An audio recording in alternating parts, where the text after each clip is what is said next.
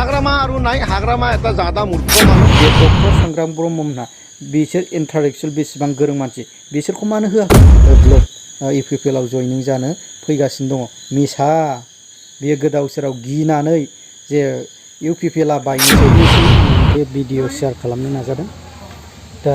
हाग्रामा महिलारियासोनो मोनसे जादा मूर्ख ना बेखौ बुंदों आं बुंनाय नङा बेखौ राकेश ब्रह्म जे बे बिथां एबा सारानो बुंदों आरोखि मा बुंदों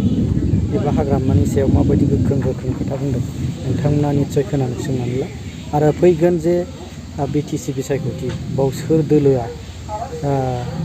सरकाराव फैगोन बेबायदि सरकाराव फैयोबा जे बिथांमोन बायदियानो मोनसे बे सरकाराव थाफानो हायै बायदि जागोन नामा हाग्रामा आरुनाय हाग्रामा एटा जादा मूर्ख मानुष তেওঁৰ দিন গুচি গ'ল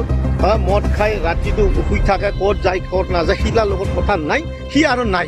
তেখেতে কৈছে এইবাৰ যদি তুমি আৰু হাৰোৱা তোমাৰ দাড়ি জ্বলাই দিম বুলি তেখেতে কৈছে কিন্তু সেইটো কেমেৰাত নাহিল আমাৰ তাৰ হিতৰ তথ্য আছে কি কথা আছে আৰু আজিৰ দিনত আপোনালোকক কৈ পেলাই ভাল পাম আজিৰ দিনৰ সমগ্ৰ বিদ্যাৰ আমি 32টা চিট আমাৰ কমফৰ্ট একেবাৰে লাখ লাখ মানুহ সাজু হৈ আছে বৰ্তমানে आं दहायनो सानावनो बानायखानायमोन किन्तु माखासे प्रब्लेम खामानि एसे व्यस्तनि थाखाय आं नोंथांमोननो भिडिअखौ फुरा लाबोनो हायाखैमोन दा हाग्रामा महिलारिखौ जाता मुर्खु बेबायदिजों जादा मुर्खुआ गावनो राकेश ब्रह्म मोनबायदि खुगा लागाम गैयै खुगायाव मा होनो बेखौ खुरु गोनां मानसियासो खुगायाव खुरु गोनां मानो बहुदनो माननायजों मा बुंगोन मा मागोन खुरुआ बारा जाबाय इउपिपिएलआव गुन अरबाय बेखायनो 14 चिराङाव जे मानाव गेदेर सांग्रां ब्रह्म सारखौ जे मानो इउपिपिएलनिफ्राय बैकट खालामा एबा इउपिपिएलनिफ्राय गोबाव समनिफ्राय जे 17 बोसोर जे बुंबाय थायो दा 17 बोसोर बुंदों खाम्फा बरगयारी सारा 17 बोसोराव सोर जाया सोर जाख्ल'आ सोर नासया दा 17 बोसोराव सोर गावथारा दा सोरखौ नासया बै समाव सोरमोन गावनो नङा होमबा बे 14 चिरां हिसाबै सोर दंमोन दैदेनगिरिया सोरमोन 14 चिरां हिसाबै गावखौनो बुंना लागासिनो आं बेखौ रायजो राजानि सिगाङाव क्लियार खालामो जे रायजो राजाफ्रा साननाया मोजां दा बै समनि जे गान्धी महात्मा गान्धीनि रुल्समोननि बायदि सनिया गान्धी बेफोरनि रुल्स बायदि सिस्टेम राजानि सासन बायदि सिस्टेम दा खाम्फा बरगयारी सारा बियो खारगासिनो ना जे गासैयावबो जियो 17 बोसोर जे बियो दैदेनलांबाय 17 बोसोर दैदेनना फार्स्ट बोसोराव बियो गोलैबाय आरो बे गोलैनानै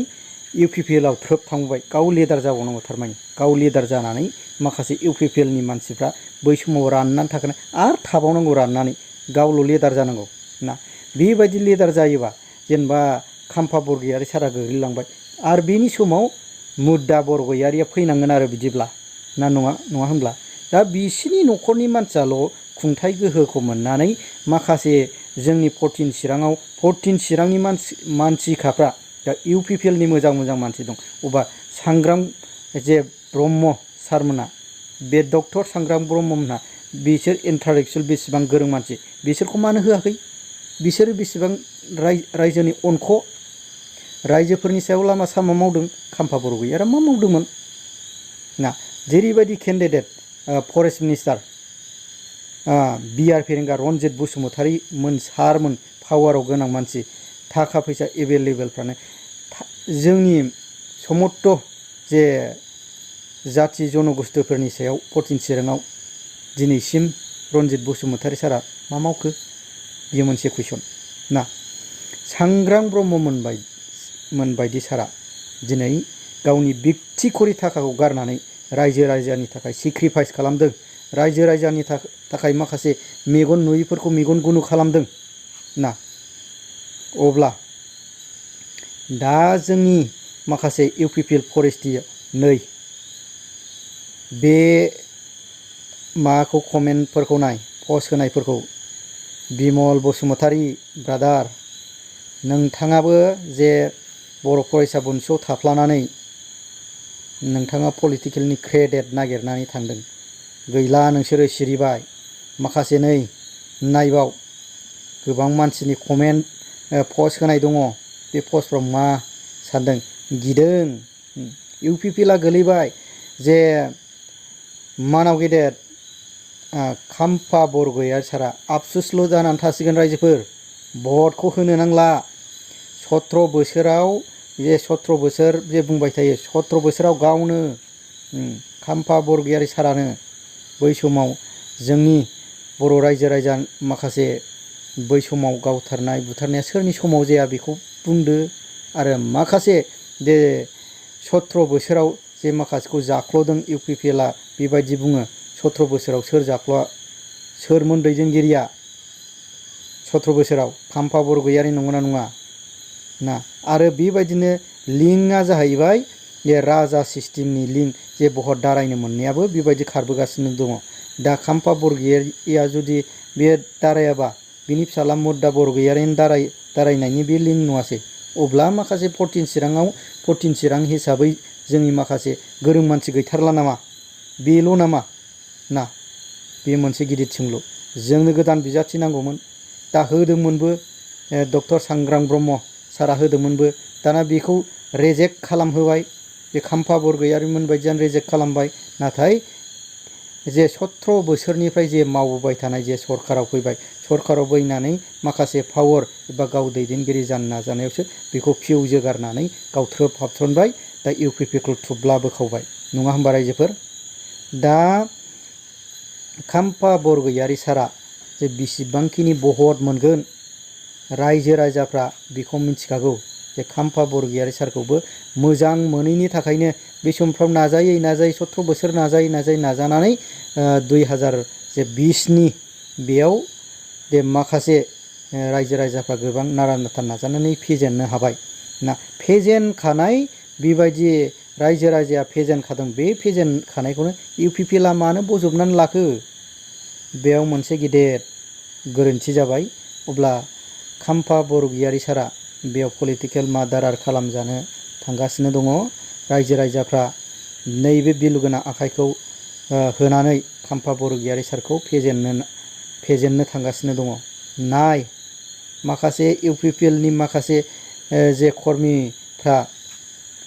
गोबां पस्ट होगासिनो सांग्रां ब्रह्म सारखौ बिपिएफआव थाङोबालायनो बिपिएफनि मानसिफ्रा लोब लोब इउपिपिएलआव जयनिं जानो फैगासिनो दङ मिसा बेयो गोदाव सोराव गिनानै जे इउपिपिएलआ बायनोसै गिबाय राननोसै दे मोनसे फुख्रियाव ज' थानाय नाया जे गाराय जाजोब्बाय गाराय बे गाराया गोबां मानलुलाजोब्बाय दा ना माखासे सुगोनां नाफ्रा गावलाजोबनानै ओंखारबाय ना अब्ला बे फुख्रिनि नायाव दा मोजां सिस्टेमनो थानो हानाय दै गैला बे फुख्रियाव दे ओंखारजोब्बाय दैया रानबाय अब्ला जे बे फैयोब्ला सांग्रां ब्रह्म जे सारा जे बबेबा दोलाव जुदि हाबलोबा बा बिपिएफआव हाबोबा इउपिपिएलआवनो हाबो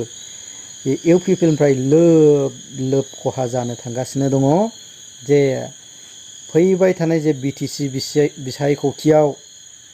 जे 2-3 हाजार भटखौनो मोनो ना मोना बा 4-5 हाजार भटखौनो मोनो ना मोना गोबां खाम्फा बरगयारी सारनि जे गोसोआव गाबनाय दङ बुंनोसो हाया ना जिखुनु हक जाया मानो दा बेबायदि जेनखानाय जे दैदेनगिरिया आरो इयुनाव सिखांफिननो देरहानाय बेबायदि असम्भब जे सासे दैदेनगिरिया लदर नांखाबायबा उनाव देरहानो चान्स गैखाया बे रायजो राजाया बेखौ जे मा रोखोम नंगौ नङा बेखौ नाङा होननानै जुदि फेजेनखाबायबा सिगांनो आरो बेखौ बैयाव हाबबा मालाय बेखौ मोजां मोनगोन नामा बेखौ देरहाहोगोन नामा बेयो देरहानाय नङा जिखुनु हक जाया मानो फैगौ जे बिटिसि बिसायख'थि बे बिटिसि बिसायख'थियाव रायजो राजाया नैबे आखाइजों भट होनानै जे खाम्फा बरगयारी सारखौ गाबहोनो थाखाय थांगासिनो दं। जिखुनु हक जाया मानो रायजोफोर जे जुदि जायफ्रा नोंथांमोना आंनि चेनेलाव गोदान नोंखौ साबस्क्राइब खालामनानै लादो, आङो बेखौनो गुरै खावलायहरनाय जाबाय आरो कमेन्टनि गेजेरजों फोरमायहरबाय।